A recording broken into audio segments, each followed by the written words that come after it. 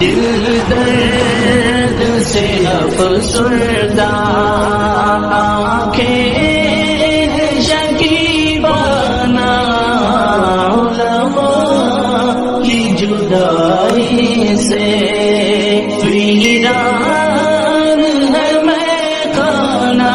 میں نے جو متعدد مواقع سے آیات مبارکہ آپ کو سنائی کہ ہر جگہ پر چوٹی کی چیز صبر ہے، آخری چیز جو بیان ہوتی ہے وہ صبر ہے۔ سورۃ العصر میں آخری بات وَتَوَاصَوْا بِالصَّبْرِ یا ایھا الذین آمنوا استعینوا بالصبر والصلاۃ، اے ایمان والو مدد حاصل کرو صبر سے اور نماز سے۔ ان اللہ مع الصابرین، اللہ تعالیٰ صبر کرنے والوں کے ساتھ ہے۔ اور پھر آگے چل کر وَبَشِّرِ الصَّابِرِينَ الَّذِينَ إِذَا أَصَابَتْهُمْ مُصِيبَةٌ قَالُوا إِنَّا لِلَّهِ وَإِنَّا إِلَيْهِ رَاجِعُونَ، اے نبی بشارت دیجئے، خوشخبری دیجئے ان صبر کرنے والوں کو کہ جن پر جب بھی کوئی تکلیف یا مصیبت نازل ہوتی ہے تو کہتے ہیں کہ ہم اللہ ہی کے ہیں اور اللہ ہی کی طرف ہمیں لوٹ جانا ہے۔ صبر کا مفہوم ہے اپنے آپ کو تھامنا، روکنا، برداشت کرنا، تحمل کرنا، اور جو بھی اپنا ایک طے شدہ مقصد ہے کسی بھی مخالفت سے بددل ہوئے بغیر، کسی بھی تکلیف یا مصیبت سے ہراساں ہوئے بغیر اس کی طرف پیش قدمی کیے چلے جانا۔ بڑی سخت سردی پڑ رہی ہے، فجر کا وقت ہے، گرم پانی کا اہتمام نہیں ہے، اب اس وقت فجر کی نماز کے لیے اٹھنا، ٹھنڈا پانی اگر ہے تو وضو تو کرنا ہوگا، اس ٹھنڈے پانی سے وضو کرنا، اس وقت لحاف سے نکلنا ہی بہت مشکل، ٹھنڈے پانی سے وضو کرنا اور مصیبت۔ یہ جب تک انسان میں صبر کا مادہ نہ ہوگا ممکن ہی نہیں۔ اس کو کہیں گے صبر علی الطاعہ، اطاعت پر صبر کرنا۔ ناگواری محسوس ہو رہی ہے لیکن اس ناگواری کو برداشت کرتے ہوئے انسان اللہ کے حکم کے اوپر جمع رہے، اللہ کے حکم پر عمل کرے۔ یہ کیا ہے؟ یہ صبر ہے۔ اگر یہ صبر نہیں ہے تو ظاہر بات ہے کہ انسان اللہ کے اس حکم پر عمل نہیں کر سکے گا۔ صبر کا مادہ نہیں ہوگا تو آپ کام نہیں کر سکیں گے۔ اور اسی کا ایک دوسرا رخ ہے، جب آپ دعوت حق کے لیے کھڑے ہوں گے پہلا قدم کیا آتا ہے؟ استہزاء، تمسخر، مذاق اڑانا، جس کی میں مثال اب دینا چاہتا ہوں محمد الرسول اللہ صلی اللہ علیہ وسلم کی شخصیت سے۔ دیکھیے ہم کیا اور ہماری بساط کیا، ہم کیا مبلغ ہوں گے، کیا داعی ہوں گے، ہمارے اپنے دامن پر داغ ہوتے ہیں، لیکن یہ کہ محمد الرسول اللہ کے دامن پر کوئی داغ تھا؟ ان کو تو سارے مکے والے الصادق الامین کہتے تھے، نہایت محبوب شخصیت تھے، ان کے لیے تو جا صادق جا الامین یہ الفاظ سننے میں آتے تھے، آنکھوں کا تارا۔ لیکن جب آپ نے دعوت اب شروع کی، اب قرآن مجید میں دیکھیے کسی نے کہا مجنون ہو گئے، دماغ خراب ہو گیا، پاگل ہو گئے، اجی شاعر ہیں، کچھ شعر جوڑ لیتے ہیں ہم پر دھوس جماتے ہیں۔ کسی نے کہا ساحر ہیں، کچھ جادو سیکھ لیا ہے، یہاں تک کہ ایسے بدبخت بھی پیدا ہوئے، قرآن میں ہے ساحر کذاب، سحر کرنے والا جادوگر نہایت جھوٹا۔ یہ الفاظ کہے جا رہے ہیں کس کی شان میں؟ محمد الرسول اللہ صلی اللہ علیہ وسلم۔ قرآن میں نقل کیا گیا یا ایھا الذی نزل علیہ الذکر انک لمجنون۔ کبھی آپ نے اس کا ترجمہ سوچا؟ ہے وہ شخص، دیکھیے تصور کیجئے حضور جا رہے ہیں، تشریف لے جا رہے ہیں، کسی دعوت میں ہے، تبلیغ میں، یا ویسے ہی تشریف لے جا رہے ہیں، اور کوئی ایک جمگھٹا ہے لوگوں کا، ادھر سے فقرہ آتا ہے، تیر کی طرح لگتا ہے دل میں جا کر محمد کے صلی اللہ علیہ وسلم۔ اے وہ شخص جس کا یہ خیال ہے کہ اس پر کوئی ذکر نازل ہو رہا ہے، ہمارے خیال میں تو تمہارا دماغ خراب ہو گیا ہے، یا ایھا الذی نزل علیہ الذکر انک لمجنون، کہا کہ نہیں کہا؟ اور یہ نہ سمجھیے کہ حضور صلی اللہ علیہ وسلم کے قلب مبارک کو تکلیف نہیں ہوتی تھی. میں قرآن سے ثابت کروں گا، میں کہیں کوئی کہانیاں بیان نہیں کرنا چاہتا. قرآن نے کہا ہے وَلَقَدْ نَعْلَمُ أَنَّكَ يَضِيقُ صَدْرُكَ بِمَا يَقُولُونَ.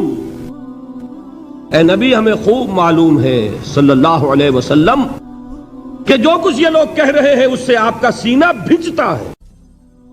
یہ جو گھٹن ہوتی ہے، صدمہ ہوتا ہے.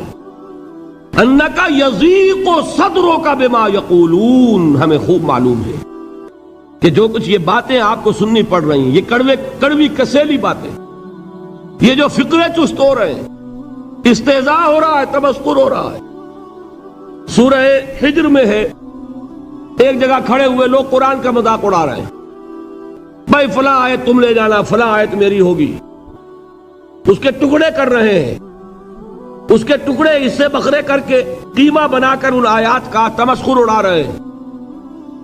ایک جگہ قرآن مجید میں مذکور ہے کہ فرشتوں کا مذاق اڑ رہا ہے. بھائی یہ دیکھو محمد نے کہا ہے صلی اللہ علیہ وسلم کہ جہنم پر تو کل 19 فرشتے ہیں، علیہا 19 قرآن میں آیت نازل ہوئی. ایک پہلوان کہتا بھائی 10 کو تو میں سنبھال لوں گا، باقی 9 کا تم انتظار کر لو. یہ باتیں آ رہی ہیں حضور کے کانوں میں. کلام الہی کے ساتھ کیا سلوک ہو رہا ہے، مجھ پر کیا فقرے چست کیے جا رہے ہیں، مجھ پر جس طریقے سے استہزاء اور تمسخر کا رویہ اختیار کیا گیا ہے. دل بھج رہا ہے، دل میں صدمہ ہے. دیکھیے سورہ نون ہے، اور میرے نزدیک یہ دوسری وحی ہے جو حضور پر نازل ہوئی ہے. اس کی ابتدائی آیات نون والقلم وما یسطرون ما انت بنعمت ربک بمجنون وان لک لاجرا غیر ممنون وانک لعلی خلق عظیم فستبصر ویبصرون بأیکم المفتون ان ربک هو یعلم بمن ضل عن سبیلہ وهو اعلم بالمہتدین. نون قسم ہے قلم کی اور جو کچھ یہ لکھتے ہیں. اے نبی آپ اپنے رب کی نعمت سے مجنون نہیں ہیں. یہ کیوں کہا جا رہا ہے؟ حضور کو جو صدمہ پہنچا ہے وہی نازل ہوئی ہے دل جوئی کے لیے، تسلی کے لیے. آپ کیوں برا منا رہے ہیں؟ اے نبی آپ کیوں صدمہ اور رنج اور اندوہ محسوس کر رہے ہیں؟ ان بدبختوں کے کہنے سے کوئی آپ مجنون ہو جائیں گے؟ مانتا بے نعمت ربک بمجنون وَإِنَّ لَكَ لَأَجْرًا غَيْرَ مَمْنُونَ. آپ کو جو یہ صبر کرنا پڑ رہا ہے، آپ کو جو یہ جھیلنا پڑ رہا ہے، اس کی وجہ سے آپ کو وہ اجر ملے گا جس کا سلسلہ کبھی منقطع نہیں ہوگا. وَإِنَّكَ لَعَلَىٰ خُلُقٍ عَظِيمٍ. اور اے نبی آپ تو خلق عظیم کے حامل ہیں. آپ کا اخلاق، آپ کا کردار، آپ کی سیرت، آپ کی شخصیت میں طہارت، نفاست، پاکیزگی، آج تک دنیا نے کوئی پاگل، کوئی مجنون ایسا بھی دیکھا؟ یہ ساری باتیں اللہ تعالیٰ حضور کی دلجوئی کے لیے فرما رہے ہیں. اس سے آپ اندازہ کیجئے کہ کتنا صدمہ ہوتا ہوگا. یہی ہے، اس ساری چیز کو جمع کیجئے تو یہ چیز کیا ہے؟ وَاصْبِرْ عَلَىٰ مَا يَقُولُونَ وَاهْجُرْهُمْ هَجْرًا جَمِيلًا. صبر کرو اے نبی، صبر کرو اے محمد صلی اللہ علیہ وسلم، جھیلو اور برداشت کرو اس پر جو یہ کہہ رہے ہیں. یریدون لیطفئوا نور اللہ بافواہہم. یہ چاہتے ہیں کہ اللہ کے نور کو اپنے منہ سے بجھا دیں، پھونکے مار کے ہی بس. نور خدا ہے کفر کی حرکت پہ خندہ زن، پھونکوں سے یہ چراغ بجھایا نہ جائے گا. یریدون لیطفئوا نور اللہ بافواہہم واللہ متم نورہ ولو کرہ الکافرون. یہ چاہتے ہیں کہ اپنے منہ کی پھونکوں سے اللہ کے نور کو بجھا دیں، حالانکہ اللہ تعالیٰ تو اپنے نور کا اتمام فرما کر رہے گا، خواہ ان کافروں کو کتنا ہی ناگوار ہو. اس کی ترجمانی ہے نور خدا ہے کفر کی حرکت پہ خندہ زن، پھونکوں سے یہ چراغ بجھایا نہ جائے گا. یہی وجہ دیکھیے مکی صورتوں میں خود نبی اکرم صلی اللہ علیہ وسلم کو اتنے مختلف پیرایوں میں صبر کا حکم دیا گیا. کچھ مثالیں میں دے چکا ہوں. وَلِرَبِّكَ فَاصْبِرْ، اسی طریقے سے وَاصْبِرْ كَمَا صَبَرَ أُولُو الْعَزْمِ مِنَ الرُّسُلِ. اے نبی صبر کیجئے جیسے کہ صبر کیا ہمارے اولو العزم رسولوں نے. وَاصْبِرْ وَمَا صَبْرُكَ إِلَّا بِاللَّهِ، اے نبی صبر کیجئے اور آپ کا صبر تو اللہ ہی کے سہارے ہے. وَاصْبِرْ لِحُكْمِ رَبِّكَ، یہ سورہ نون جس کی ابتدائی آیات میں نے آپ کو سنائی، نون والقلم وما یسطرون ما انت بنعمت ربک بمجنون، اس کا اختتام کیا ہوتا ہے؟ وَاصْبِرْ لِحُكْمِ رَبِّكَ وَلَا تَكُنْ كَصَاحِبِ الْحُوتِ إِذْ نَادَىٰ وَهُوَ مَكْظُومٌ، اے نبی صبر کیجئے اپنے رب کے فیصلے کا، انتظار کیجئے اور اس مچھلی والے کے مانند نہ ہو جائیے. مچھلی والا کون؟ حضرت یونس علیہ السلام. مچھلی والے نے اپنے دینی حمیت اور غیرت جو تھی اس کی وجہ سے اللہ کے حکم کا انتظار نہیں کیا، اپنی قوم کو چھوڑ کر چل دیے. نبی کا رسول کا یہ معاملہ ہوتا ہے، جیسے کہ آپ کو معلوم ہے کوئی افسر ہے کسی حکومت کا، وہ اپنی پلیس آف ڈیوٹی کو نہیں چھوڑ سکتا. He must stick to his place of duty. بڑے افسرز کے لیے تو یہ بہت بہت اہم بات ہے. تو اے رسول جہاں آپ کو ہم نے تعینات کیا ہے آپ وہاں سے ہل نہیں سکتے کہ ذرا مخالفت ہوئی، لوگوں نے فقرے چست کیے اور آپ کہیں اور چل دیے. دفعہ ہو، یہ بات نہیں سننا چاہتے، میں کسی اور کو سناؤں گا. ہو سکتا ہے نا؟ ہم تو کرتے ہیں نا یہ، اس لیے کہ ہمیں تو اللہ نے کہیں تعینات تو نہیں کیا نا. اگر ایک جگہ کے لوگ بات نہیں سنتے، چلو بھائی ہم کہیں اور جائیں گے، وہاں بات سنائیں گے. لیکن رسول کا معاملہ ہوتا ہے جو اس کی پلیس آف اپوائنٹمنٹ ہے، he cannot leave his place without the express permission of Allah سبحانہ و تعالی. آپ نے یہ سنا ہوگا، سیرت کی تقاریر میں پڑھا ہوگا کہ مدینے کی طرف ہجرت کی اجازت حضور نے تمام صحابہ کو دے دی، خود منتظر رہے جب تک کہ اللہ کی طرف سے اجازت نہیں آ گئی. حضرت ابو بکر پوچھتے رہتے تھے حضور اجازت آ گئی کہ نہیں؟ نہیں ابھی نہیں آئی. حضور اذن آ گیا؟ نہیں آیا. ابھی نہیں آیا. حبشہ کی طرف سب کو بھیج دیا، اجازت دے دی جو جانا چاہے چلا جائے. حضور کی صاحبزادی جو حضرت عثمان کے نکاح میں تھی وہ بھی ہجرت کر رہی، لیکن حضور تو نہیں گئے. رسول نہیں چھوڑ سکتا اپنی جگہ کو. یہاں تک کہ تمام تقریباً صحابہ چلے گئے، حضور رہ گئے، حضرت ابو بکر رہ گئے، حضرت علی رہ گئے. اور حضرت ابو بکر پوچھ رہے ہیں بار بار اجازت آئی یا نہیں؟ نہیں ابھی نہیں آئی. حضرت عائشہ نے واقعہ بیان کیا کہ ایک روز اچانک دوپہر کے وقت ہم نے دیکھا کہ حضور نے اپنے پورے جسم کو ڈھانپا ہوا ہے، چہرے کو بھی کپڑے میں ڈھانکا ہوا ہے اور تشریف لا رہے ہیں. یہ اس میں تعجب کی بات یہ کہ عرب میں آج بھی آپ کو معلوم ہے کہ یہ چیز جو ہے ان کی روایات کے خلاف ہے کہ دوپہر کے وقت کوئی کسی سے ملنے جائے. یہ وقت جو ہے قیلولے کا ہے، آرام کا ہے. تو این ٹھیک دوپہر کے وقت تشریف لائے حضور. آپ نے آ کے حضرت ابو بکر سے فرمایا کہ اجازت آ گئی ہے. حضرت ابو بکر نے بہت خوش ہو کر ایک بات کہی، حضور میں نے 2 اونٹنیاں تیار کی ہوئی ہیں. یعنی اب آپ وہ تو سوچتے تھے نا شاباش ملے گی کہ میں نے تیاری کی ہوئی ہے. میں نے 2 اونٹنیوں کو خوب کھلا پلا کے فربا کیا ہوا ہے، بڑی توانا ہے تاکہ ہم تیزی کے ساتھ سفر کر سکیں. حضور نے توقف کیا، فرمایا ہاں ٹھیک ہے، 1 اونٹنی میں استعمال کروں گا لیکن میں اس کی قیمت ادا کروں گا. حضرت ابو بکر کی آنکھوں میں آنسو آ گئے. روتے ہوئے کہا حضور مجھ سے یہ مغایرت، کیا یہ جان اور مال کسی اور کے لیے ہے؟ آپ مجھ سے بھی کہہ رہے ہیں میری اونٹنی جو ہے وہ بھی بلا معاوضہ آپ قبول نہیں فرما رہے. یہ ہے محمد الرسول اللہ کی غیرت اور حمیت کا معاملہ. اب دیکھیے ایک بات عجیب ہے، یہ ربط اپنے ذہن میں رکھیے. اللہ تو صبر کی تلقین کر رہا ہے اپنے رسول کو، اور رسول یہی تلقین کر رہے ہیں اپنے صحابہ کو. صبر کرو، جھیلو، برداشت کرو، ہاتھ مت اٹھانا، کوئی جوابی کارروائی نہیں ہوگی، بلکہ اپنے اوپر جھیلو جو کچھ جھیلنا ہے، ڈٹے رہو، پیچھے مت ہٹنا، یہ صبر ہے. لیکن ہاتھ اٹھانے کی اجازت نہیں. چنانچہ اب ذرا چشمے تصور سے دیکھیے، ابو جہل اس نے جو بدترین روش اختیار کی، وہ ایک خاندان تھا حضرت یاسر، ان کی اہلیہ حضرت سمیہ اور ان کے فرزند حضرت عمار.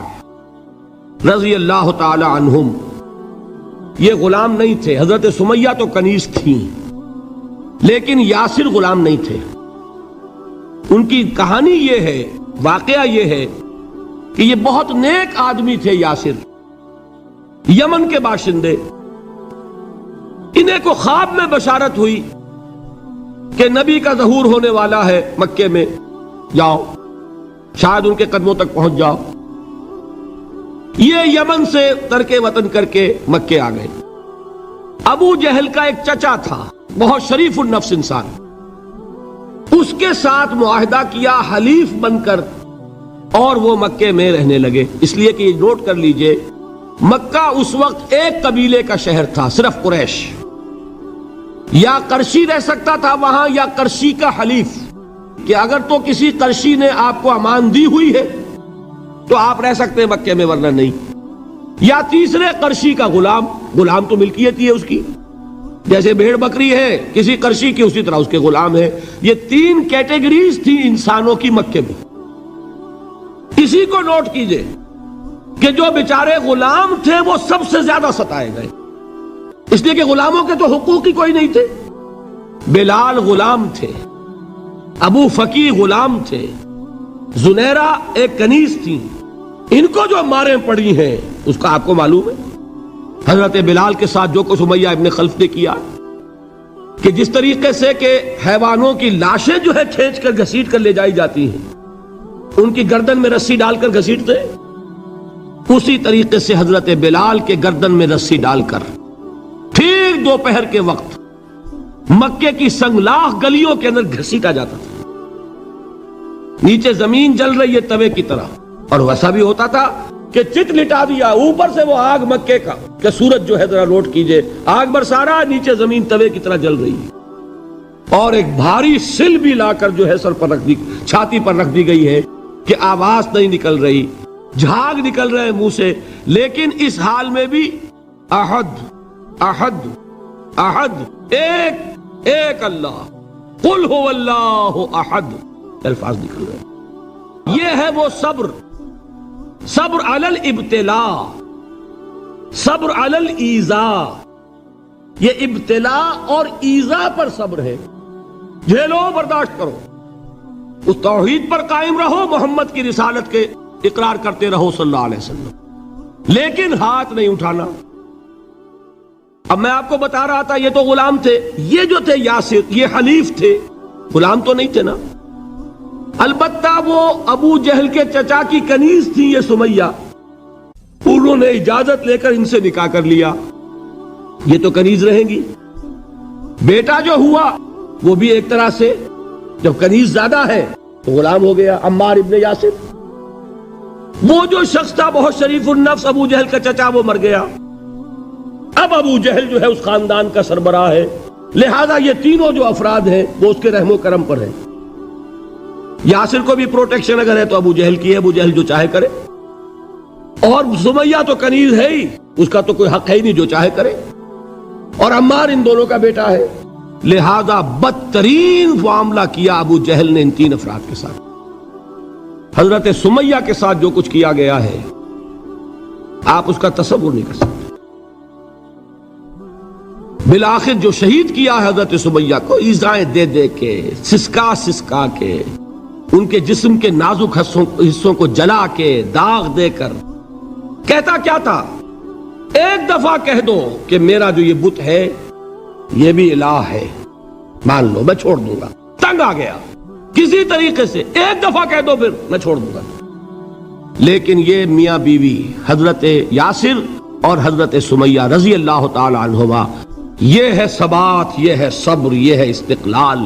ایک مرتبہ بھی کہنے کے لیے تیار نہیں ہوئے، جو چاہو کر لو، اب ہم تو اس سے پیچھے نہیں ہٹیں گے. تنگ آ کر اس نے حضرت سمیہ کی تو شرمگاہ میں برچھا مارا ہے اور شہید کیا.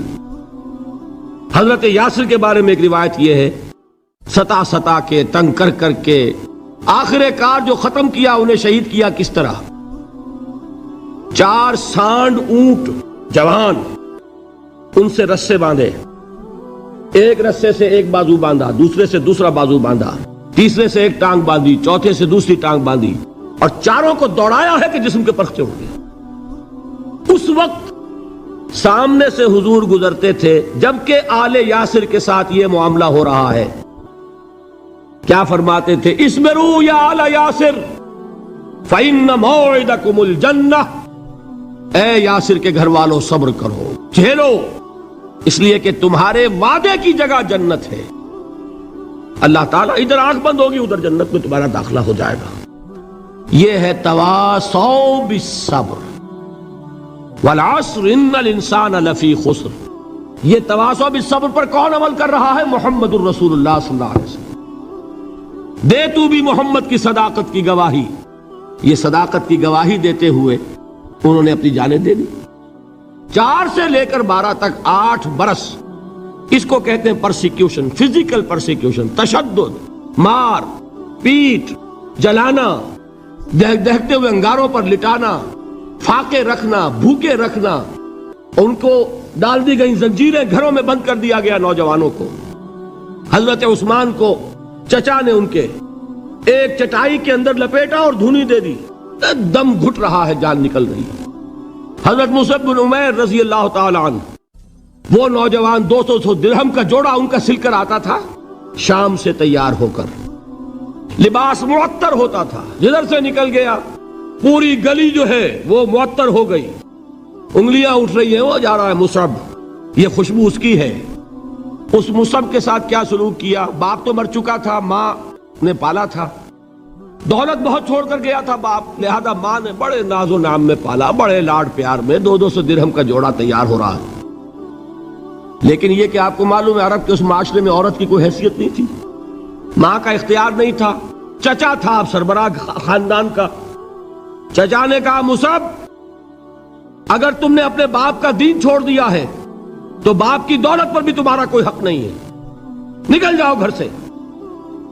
اس نے یہ سوچا تھا کہ مصعب کے ہوش ٹھکانے آ جائیں گے، دن میں تارے نظر آ جائیں گے، ناز و نام میں پلا ہوا، گھر سے نکل کے جائے گا کہاں؟ یہ سارا نشہ جو ہے توحید کا یہ ہرن ہو جائے گا۔ حضرت مصعب کا جواب بالکل برعکس تھا، اچھا ٹھیک ہے چچا جان، میں گھر چھوڑتا ہوں۔ وہی بات جو کبھی کہی تھی ابراہیم نے، باپ نے کیا کہا تھا؟ واجرنی ملیہ، جاؤ چلے جاؤ، دفع ہو جاؤ میری نگاہوں سے۔ حضرت ابراہیم نے کیا جواب دیا تھا؟ سلام علیک ساستغفر لک ربی انہ کان بی حفیہ۔ اچھا ابا جان آپ کا حکم یہی ہے تو میں چلتا ہوں، آپ پر سلامتی ہو، میرا رب مجھ پر بڑا مہربان ہے، میں اس سے آپ کے لیے استغفار کروں گا۔ جلدی، یہی جو ہے حضرت ابراہیمی کی نسل ہے نا قریش۔ آج ابراہیم کے ایک بیٹے کے ساتھ وہی معاملہ ہو رہا ہے، مصعب کے ساتھ، اور مصعب چلنے کے لیے تیار ہو گئے۔ چچا نے سوچا میں سمجھتا تھا کہ ہوش ٹھکانے آ جائیں گے، یہ تو تیار ہو گیا نکلنے کے لیے۔ غصے میں آ کے اگلی بات کہی، یہ کپڑے جو پہنے ہوئے تم نے یہ بھی اسی مشرک باپ کی کمائی کے ہیں، اتارو ان کو۔ وہی کپڑے اتارے، مادر زاد برہنہ گھر سے نکالے گئے۔ ماں کے پاس پہنچے، ماں نے آنکھوں پر ہاتھ رکھے، مصعب کیا ہوا؟ ماں سے کہتے ہیں کہ ماں میں موحد ہو گیا، اور وہاں سے گئے پھر حضور کی خدمت میں، کپڑے کہیں سے مانگے ہوں گے۔ یہ مصعب ہیں 200 درہم کا جوڑا پہننے والے۔ جب حضور پر مدینے کے 12 افراد ایمان لائے تھے، بیعت عقبہ اولیٰ ہوئی، انہوں نے کہا کہ حضور ہمیں کوئی شخص اپنا ایسا شاگرد دیجئے جو ہمیں قرآن پڑھا سکے۔ حضور نے حکم دیا مصعب جاؤ، اب مدینے جاؤ، یثرب جاؤ، یثرب والوں کو قرآن پڑھاؤ، انہیں تبلیغ کرو۔ مصعب گئے ہیں وہاں، 1 سال کی کمائی 75 افراد لا کر حضور کے جھولی میں اگلے سال ڈال دیے کہ حضور یہ میری 1 سال کی کمائی ہے، 72 مرد 3 عورتیں۔ بہرحال وہ مصعب بن عمیر ہیں جو غزوہ احد میں شہید ہوئے، اور جب شہید ہوئے تو ان کے جسم پر صرف ایک چادر تھی۔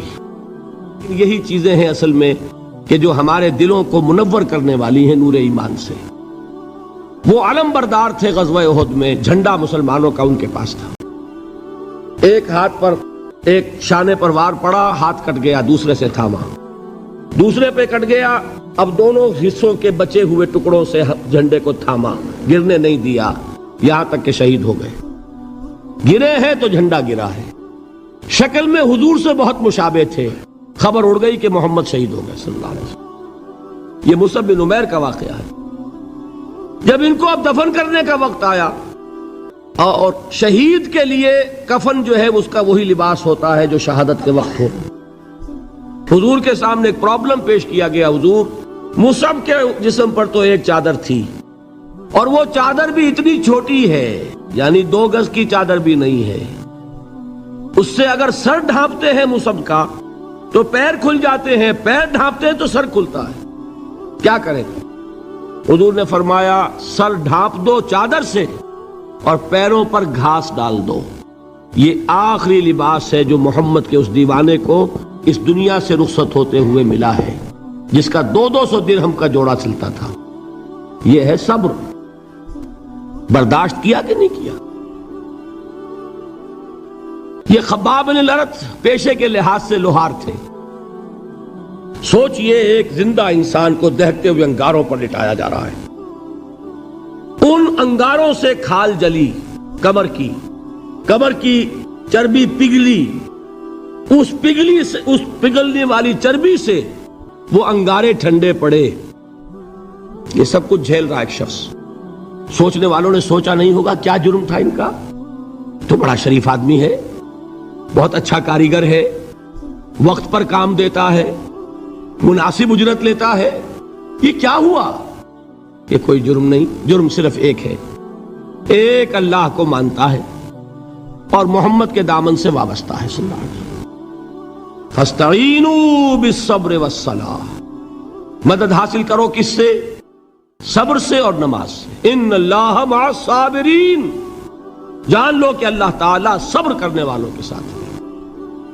ولا تقولوا لمن يقتل في سبيل الله اموات، اور ہرگز نہ کہو اسے جو اللہ کی راہ میں قتل ہو جائے کہ وہ مردہ ہے. بل احیاء ولکن لا تشعرون، نہیں، وہ زندہ ہے لیکن تمہیں ان کا شعور نہیں ہے. اور سنیے اب یہ آیت اہم ترین ہے صبر کے موضوع پر. وَلَنَبْلُوَنَّكُمْ بِشَيْءٍ مِّنَ الْخَوْفِ وَالْجُوعِ وَنَقْصٍ مِّنَ الْأَمْوَالِ وَالْأَنفُسِ وَالثَّمَرَاتِ وَبَشِّرِ الصَّابِرِينَ. اور دیکھو ہم تمہیں آزمائیں گے. وَلَنَبْلُوَنَّكُمْ، ہم لازماً آزمائیں گے تمہیں. بِشَيْءٍ مِّنَ الْخَوْفِ، خوف کی کیفیت طاری کر کے، والجوع، بھوک، فقر اور فاقہ، ونقص من الاموال، مالی نقصان، والانفس، جانی نقصان، والثمرات، اور ثمرات، پھلوں اور میووں کا نقصان. میرے نزدیک یہاں پر ثمرات کا مفہوم ایک اور بھی ہے. ایک تو صاف تھا کھجور کی فصل تیار ہے، غزوہ تبوک جانے کا حکم مل گیا، کون اتارے گا؟ اور کھجور وقت پر اتری نہیں، برباد ہو جائے گی. یہ ہو رہا ہے نا میووں کا نقصان. اور میرے نزدیک یہاں یہ بھی ہے، بسا اوقات بہت سی محنتوں کا نتیجہ انسان دیکھتا ہے کہ ضائع چلا گیا. میں نے 10 سال محنت کی، حاصل کوئی نہیں نکلا. یہ ثمرات کیا ہیں؟ محنتیں، محنتوں کے ثمرات کا ضیاع. کوشش آپ نے کی، قسمت کی خوبی دیکھیے، ٹوٹی کہاں کمن، 2-4 ہاتھ جب کے لبے بام رہ گئے. Be prepared. ایک شاعر کے یہ اشعار ہیں، یہ فصل امیدوں کی ہمدم اس بار بھی غارت جائے گی، سب محنت صبحوں شاموں کی اب کے بھی اکارت جائے گی. میرے نزدیک یہ ثمرات کا جو لفظ یہاں آیا ہے، وَنَقْصٍ مِّنَ الْأَمْوَالِ وَالْأَنفُسِ وَالثَّمَرَاتِ، سب محنت صبحوں شاموں کی اب کے بھی اکارت جائے گی. دھرتی کے کونوں کھدروں میں پھر اپنے لہو کی کھاد بھرو، پھر مٹی سینچو اشکوں سے، پھر اگلی رت کی فکر کرو، پھر اگلی رت کی فکر کرو، جب پھر ایک بار اجڑنا ہے. ایک فصل پکی تو بھر پایا، تب تک تو یہی کچھ کرنا ہے. ایک مقصد ہے سامنے، انقلاب برپا کرنا ہے. ایک کوشش ناکام ہو جائے کوئی پرواہ نہیں، نیکسٹ. پھر تیار رہو ناکامی کے لیے. ایسا نہ ہو جو انگریزی میں کہتے ہیں hope for the best but be prepared for the worst. ایسا نہ ہو کہ دوسری مرتبہ ناکام ہو کے بددل ہو جاؤ، تمہاری ہمتیں جواب دے جائیں. نہیں، پہلے سے تیار رہو کہ دوسری مرتبہ بھی ناکامی آئے تو آئے، لیکن جب تک کہ کامیابی حاصل نہیں ہوتی ہمیں یہ کام کیے چلے جانا. دیکھیے سیرت میں آیا کہ نہیں یہ واقعہ؟ بدر میں مسلمانوں کو فتح ہوئی تو احد میں زک پہنچی کہ نہیں؟ 70 صحابہ شہید ہوئے کہ نہیں؟ اگر ان کی ہمتیں جواب دے جاتی تو گاڑی کیسے چلتی آگے؟ تو فرمایا وَلَنَبْلُوَنَّكُمْ بِشَيْءٍ مِّنَ الْخَوْفِ وَالْجُوعِ وَنَقْصٍ مِّنَ الْأَمْوَالِ وَالْأَنفُسِ وَالثَّمَرَاتِ، ہم تمہیں لازم آزمائیں گے خوف کی کیفیت سے، فقر و فاقے کی کیفیت سے، بھوک سے، جان کے نقصان سے، مال کے نقصان سے، محنتوں کے حاصل کے ضائع ہو جانے سے۔ وَبَشِّرِ الصَّابِرِينَ، اور اے نبی بشارت دیجئے صبر کرنے والوں کو۔ الَّذِينَ إِذَا أَصَابَتْهُمْ مُصِيبَةٌ، وہ کہ جب ان پر کوئی تکلیف آئے، کوئی مصیبت آئے، کوئی آزمائش آئے، قالوا انا للہ و انا الیہ راجعون، وہ یہ کہیں کہ ہم اللہ ہی کے ہیں، اللہ ہی کی طرف لوٹ جانا ہے۔ یہ وہی انداز ہے جو میں نے فارسی کا شعر سنایا تھا آپ کو کہ سرے تسلیم خم ہے جو مزاج یار میں آئے۔ وہ ہمارا مولا ہے، ہمارا آقا ہے، اگر اسے یہی منظور ہے تو ہمیں بھی یہی منظور ہے۔ میں نے تسلیم و رضا کی بات کی تھی نا، آپ کو کچھ شعر سنائے تھے، ایک شعر اور سنیے، اور یہ کس کا ہے؟ محمد علی جوہر کا۔ ایک مرتبہ جیل گئے، ان کی ایک بیٹی جوان بیمار ہوئی، فوت ہو گئی، باہر چھوڑا انگریز نے، جاؤ بھائی دفن کر دو بیٹی کو۔ دوسری مرتبہ جیل گئے، دوسری جوان بیٹی اسی مرض میں مبتلا ہوئی۔ اب یہ جیل میں ہے، خبر پہنچی کہ دوسری بیٹی کے اوپر بھی اسی مرض کا حملہ ہوا ہے۔ ایک نظم لکھی ہے جس کا آخری شعر یہ ہے، تیری صحت ہمیں منظور ہے لیکن اس کو نہیں منظور تو پھر ہم کو بھی منظور نہیں۔ یہ ہے، جب تک یہ کیفیت نہ ہو اس میدان میں آدمی ثابت قدم نہیں رہ سکتا کہ میرے رب کو اگر یہ منظور ہے تو یہی مجھے منظور ہے، اور تیری صحت ہمیں چاہیے تو ضرور لیکن ہمارے رب کو منظور نہیں تو ہمیں بھی منظور۔ راضی برضائے رب۔ وَبَشِّرِ الصَّابِرِينَ الَّذِينَ إِذَا أَصَابَتْهُمْ مُصِيبَةٌ قَالُوا إِنَّا لِلَّهِ وَإِنَّا إِلَيْهِ رَاجِعُونَ۔ نہ شود نصیب دشمن کے شود ہلاک تیغت، سرے دوستہ سلامت کے تو خنجر آزمائی۔ اولئک علیہم صلوات من ربہم ورحمہ، یہی ہیں وہ لوگ جن پر ان کے رب کی طرف سے عنایتیں ہیں اور رحمتیں ہیں۔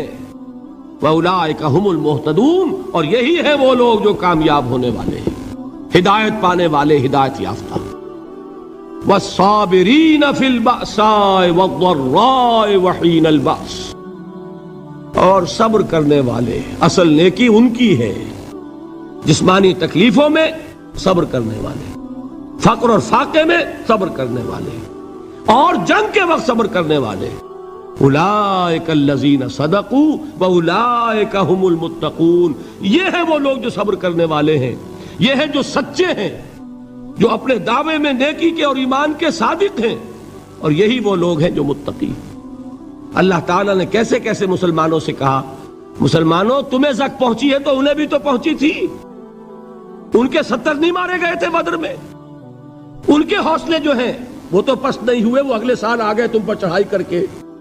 تم کیوں اتنا برا مان رہے ہو؟ تمہارے دل اتنے زخمی کیوں ہو گئے؟ تمہیں تکلیف پہنچتی ہے تو انہیں بھی پہنچتی ہے۔ اپنی غیرت جو ہے ہمیں ذرا اس کا جائزہ لینا چاہیے۔ لوگ باطل نظریات کے لیے کتنی قربانیاں دے رہے ہیں، لوگ باطل چیزوں کے فروغ کے لیے کتنی محنتیں کر رہے ہیں۔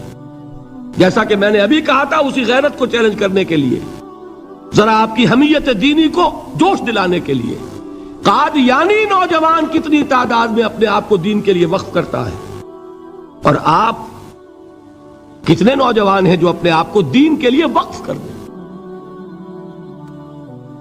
اور ہوں وہ کھاتے پیتے گھرانوں کے لوگ۔ یہ نہیں ہے کہ اگر کوئی اور کام نہیں کر سکتا تو پھر یہ ہے کہ وہ دین کے کام میں لگ جائے۔ باصلاحیت لوگ، کھاتے پیتے لوگ، ذہنی استعداد رکھنے والے لوگ، اونچے گھرانوں کے لوگ، وہ وقف کریں اپنے آپ کو دین کے لیے۔ اس کے بغیر کیسے باہر آ جائے گی، کیسے رونق آ جائے گی؟ تو دنیا میں باطل نظریات والے جو ہیں، یہ بات کہی گئی ہے، مسلمانوں تم اگر توحید کے لیے لڑ رہے ہو، دیکھتے نہیں ابو جہل کو، اس نے گردن کٹوائی ہے شرک کے لیے، شرک کے لیے گردن کٹوائے اور تم توحید کے لیے گردن کٹوانے کو تیار نہ ہو. اس نے گردن کٹوائی کہ نہیں کٹوائی؟ اور کس طرح کٹوائی ہے؟ کیونکہ بڑا متکبر قسم کا، فرعون قسم کا شخص تھا. جب گردن کاٹنے لگے تو کہتا ہے ذرا نیچے سے کاٹنا، تاکہ جب تم نیزے کے اوپر چڑھاؤ میرے سر کو تو اونچا نظر آئے، معلوم ہو سردار کا سر ہے. وہ بدبخت مرتے ہوئے بھی جو اس کی یہ کیفیت تھی نا، اس کو ذہن میں رکھیے. تو یہ اس لوگوں نے قربانیاں دی، جانیں دی. تو فرمایا اگر تم ان سے زیادہ قربانی نہیں دو گے، جو نوٹ کر لیجئے اس کو، مجرد اگر حق کو غالب کرنا اللہ کے ذمے ہو تو آنے واحد میں غالب کر دے گا، تمہیں تکلیف ہی دینے کی ضرورت نہیں. سمجھ رہے؟ کیا اللہ کے مقابلے میں کوئی باطل کی طاقت ٹھہر سکتی ہے؟ یہ تمہارے ایمان کا امتحان ہے، یہ تمہارے خلوص کی آزمائش ہے، یہ تمہارے امتحان کا ثبوت درکار ہے کہ اللہ تعالیٰ دیکھنا چاہتا ہے تم اس کے لیے اپنی جانیں قربان کرنے کو تیار ہو کہ نہیں، تم اس کے لیے تن من دھن لگانے کو تیار ہو کہ نہیں. اور یہ جان لو کہ اگر کفار اور مشرکین اور ملحدین اور باطل نظریات والے وہ جو کچھ قربانیاں اپنے باطل نظریات کے لیے دے رہے ہیں، ان سے زیادہ اگر تم نہیں دو گے تو حق غالب نہیں ہوگا. انہوں نے جو صبر کیا ہے اپنے باطل نظریات پر، اگر تم اس سے زیادہ صبر کا ثبوت نہیں دو گے اپنے اس حق پر تو حق غالب نہیں ہوگا. اس لیے فرمایا یا ایھا الذین آمنوا اصبروا وصابروا. نہ صرف یہ کہ صبر کرو بلکہ صبر میں اپنے دشمنوں سے آگے نکلو، ان کے صبر سے بڑھ کر صبر کرو. ورابطوا، مرابطہ کہتے ہیں چوکس رہنا، ہوشیار، پہرا دو. ایسا نہ ہو کہ دشمن جو ہے غفلت میں تمہارے اوپر کوئی حملہ جو ہے کر بیٹھے. واتقوا اللہ، اور اللہ کا تقوی اختیار کرو، لعلکم تفلحون، تاکہ تم فلاح پاؤ. یہ ہے حضرات تواصوا بالصبر. میں نے عرض کیا تھا ہر جگہ پر آپ کو چوٹی کی بات صبر ملے گا. آیت الکرسی، آیت البر جو میں نے آپ کو سنائی آخر میں، والصابرین فی الباساء والضراء وحین الباس. حامیم السجدہ، وما یلقاها الا الذین صبروا وما یلقاها الا ذو حظ عظیم. اس کے بغیر تو نہیں ہوگا.